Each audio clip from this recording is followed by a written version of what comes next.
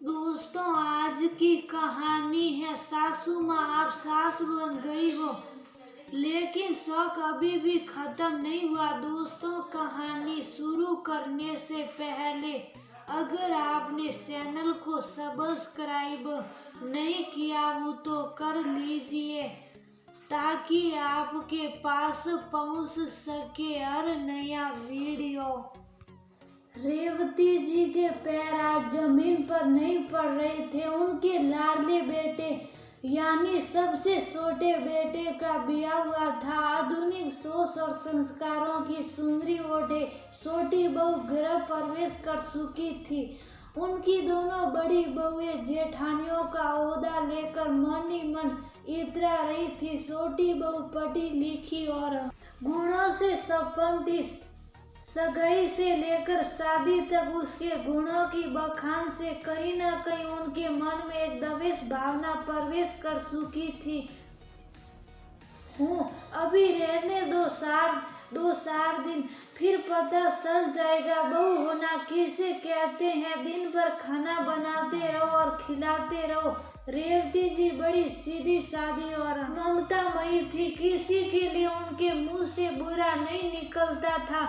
बहुओं को भी उन्होंने बेटी बनाकर रखा था, पर दोनों बहुएं कभी कभी आपस में ही या तो कभी बेवजह ही रेवती जी मुंह फुलाकर बैठ जाती। खैर, जहाँ 4 बर्तन होंगे तो थोड़ा बहुत बचेंगे ही। फिर भी रेवती जी दोनों बहुओं को प्यार से समझाकर घर गृहस्थी की बातें सिखाती थी।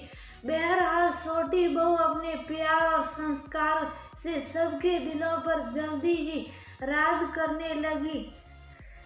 रेवती जी घर में बहुओं की सहायता के लिए सहायिका लगवा दी थी। वो नहीं चाहती थी कि बहुएं दिन रात घर गृहस्थी में पीसती रहे। बस बहुओं को खाना बनाना था और परिवार को देखना था। बहुएं आराम से खाना बनाती, सबको खिलाती और अपने आप में रमी रहती। इधर रेवती जी पोते पोती जब तक छोटे थे खूब सने लुटाती, लेकिन जब वह स्कूल जाने लगे तब उन्होंने भी अपने दादा दादी के पास बैठना छोड़ दिया। रेवती जी और उनके पति कमलेश जी कमरे में बैठ कभी न्यूज़ देखते तो कभी भजन सुनते। करवा चौथ का त्योहार आने वाला था। रेवती जी की दोनों बहुओं को तैयारी 1 महीने पहले से ही शुरू हो गई थी। क्या पहने, क्या खरीदे, इसमें ही सारा दिन उनका व्यतीत होने लगा। एक दिन रेवती जी ने अपने पति से कहा, सुनिए जी, सुहागनों का त्योहार आ रहा है, बहुओं को शगुन देना है, जरा बाजार चलते। तो फिर छोटी बहू नहीं है, उसके लिए भी कुछ अच्छा सा सेट। रेवती जी, तीनों को करिए तो एक समान करिए, नहीं तो मत करिए। अजय दोनों बहुओं को तो बहुत दिया है जी, लेकिन अब छोटी बहू को भी तो देना। अब आप जानिए भाग्यवान कैसे क्या करना। छोटी बहू जी, माँ ये देखो बेटा, ये सेट कैसा है। बहुए, सुंदर माँ। ओह, और लो ये पैसे भी रखो बेटा, अपनी पसंद से कुछ अच्छा सा कपड़ा त्योहार के लिए ले लेना जी। माँ, दोनों जेठानी और छोटी बहू मार्केट के लिए निकल रही थी। अचानक छोटी बहू ने कहा, माँ आप भी चलिए ना, आप भी हमारे साथ अपनी पसंद की साड़ी। अरे बहू, मेरे पास बहुत रखी है, तुम लोग जाओ। फिर माँ, मैं भी नहीं लूंगी, मेरे पास भी तो नई नई साड़ियाँ रखी हैं, उसमें से कुछ पहन लूंगी। फिर चलिए हम पार्लर चलते हैं। बेटा, इस उम्र में पार्लर, दोनों जेठानियों ने सुना तो हाय तौबा मचाने लगी। देखो तो छोटी बहू तो बहुत तेज निकली। देखो अब बुढ़ापे में माँ का मेकअप करवाने ले गई है। करने दो, अभी नहीं है तो अच्छी ही बनेगी। ना कहने पर भी छोटी बहू ने रेवती जी का फेशियल करवा दिया, साथ ही मैनीक्योर और पेडिक्योर भी। बेटा, मैंने जिंदगी में कभी ये सब नहीं करवाया है। बाबूजी क्या सोचेंगे ये सब देखकर। अपनी पत्नी को हर कोई सुंदर देखना चाहता है माँ। तब पगली कुछ भी कहती है पर रेवती जी के चेहरे पर आई खुशी छोटी बहू से ना छुप रह सकी। इधर दोनों बड़ी और मंझली बहुएं अपनी सास और छोटी बहू के बीच बनती देख कूटने लगी। करवा चौथ के दिन रेवती जी के घर में काफी चहल पहल थी। तरह तरह के पकवानों की खुशबू आ रही थी। सब रेवती जी बना रही थी। छोटी बहू ने देखा कि भाभी अपने कपड़े और सरगार में व्यस्त थी तो दौड़कर रसोई में गई। माँ आप आराम कीजिए ना, बाकी के बसे काम मैं कर लेती हूँ। अरे नहीं बेटा, थोड़ा बहुत बनाना है, बड़ी बहू और बेटे तो बाहर ही खाएगी, लेकिन बाबूजी और छोटू को तुम जाओ, खूब अच्छे से तैयार होना। रेवती जी बहू को प्यार से सर पर हाथ रखते हुए बोली। छोटी बहू शर्माते हुए माँ चलिए मैं आपको भी तैयार कर दूं। मैं नहीं बेटा, अभी तुम लोगों की उम्र है सजने संवरने की, तुम लोग अच्छे से तैयार हो जाओ।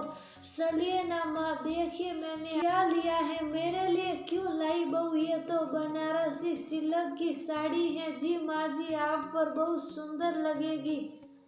पर क्यों माँ, जब आप हम बहुओं का इतना ध्यान रखती हैं, इतना प्यार करती हैं, फिर हम आपके लिए वो कितना तो कहता हूँ, थोड़ा अपने लिए भी सोचा करिए। मगर ये हमारी सुनते ही कहा है। कमलेश जी ने कहा पहले की और बात थी बेटा, मेरी आमदनी ज्यादा नहीं थी, छोड़िए भी, मुझे कोई शिकायत नहीं है जी, पर मुझे तो है खुद से नहीं जी। रेवती जी ने बात काटते हुए कहा सल बहू तो मुझे सजाने वाली थी ना जी। मम्मी जी आपकी स्किन देखिए कितनी सुंदर है, मैंने बेकार में ही आपका फेशियल करवा दिया। आप स्किन तो वैसे ही अभी बहुत यंग है, क्या लगाते थे आप? बहुत 16 बरस की उम्र में शादी हो गई थी। सजना संवरना पति ससुराल कुछ नहीं पता था। ससुराल भी अधिक समृद्ध नहीं था। तुम्हारे पापा जो कमाते थे सब दादी सास के हाथ में देते थे। 2 साड़ी रोज की, एक धोकर और एक सुखाओ। उस समय तो होठों पर लाली लगाना भी सबकी नजरों में आना था। बाल धोने के लिए शैम्पू नहीं बल्कि मिट्टी मिलता था। और छोटी बहू इन बातों को हाँ, पर मुझे शौक था बहू, लेकिन तुम्हारी दादी सास बहुत कड़क थी। हम बहुओं के हाथ में 1 रुपया नहीं देती थी। और उस समय पापा चाहते हुए भी सब गुजरे जमाने की बात है। पर तुमने बहु अजीब भाग्यवान, और कितना तैयार होएगी। हल्की फिरोजी रंग की बनारसी सिल्क की साड़ी, गले में एक सुंदर सा हल्का शेड, लाइट शेड की लिपस्टिक, हल्का मेकअप। मम्मी जी जैसे ही तैयार होकर आई, कमलेश जी और उनके बेटे देखकर बहुत खुश हुए। पर दोनों बड़ी बहुएं, उनकी आंखें फटी की फटी रह गई। रेवती जी उम्र और बना सरगार में उनको भी मात दे रही थी। ये सब देखकर दोनों बहुएं और सिड़ गई। उनकी सिड़ को उनकी जबान संभाल नहीं पाई। देखो मम्मी जी को बुढ़ापे में सजने संवरने का शौक चढ़ा है, सास बन गई है, लेकिन शौक अभी खत्म नहीं हुआ। छोटी बहू ने ये बात सुन लिया। ये क्या देवरानी जी, मम्मी जी का ये क्या हाल बना दिया है आपने? इस उम्र में उनका ये सब शोभा देता है। सास की गरिमा को तो बनाए रखना चाहिए। इस उम्र में बनारसी सिल्क, मम्मी जी आपको तो अपनी उम्र का लिहाज रखना चाहिए। आप पर कॉटन या प्रिंटेड साड़ी ही अच्छा लगता है। ये सब चमक दमक नहीं, छोटी बहू से रहा नहीं गया। क्यों भाभी, सास बनने के बाद या उम्र होने के औरतों का सास सरदार से रिश्ता खत्म हो जाता है। बिंदी और सिंदूर के अलावा क्या उन पर सिर्फ कॉटन और प्रिंटेड साड़ियाँ ही अच्छी लगती हैं? तब तो आपको भी इतनी महंगी साड़ियाँ खरीदने की जरूरत नहीं। आप भी कॉटन खरीद कर रखना शुरू कर दीजिए, क्योंकि एक दिन आप भी सास बनेगी और बुढ़ी भी होगी। रेवती जी की आंखें सलग आई। अपने साड़ी के आंसू से आंसुओं को पोंछने लगी। वह इतना तो जानती थी, दोनों बड़ी बहुओं को उनसे ज्यादा मतलब कभी नहीं रहा और ना ही उन्होंने कभी अपने साथ उनको मिलाने की कोशिश की। बस एक शर्त में दोनों बहुएं और वह नदी के दो किनारे की तरफ थे, जिसमें रेवती जी घर की शांति बनाए रखने के लिए मौन धारण किए रहती। पर आज इस तरह ये दोनों उनके दुख को छोटी बहू महसूस कर रही थी।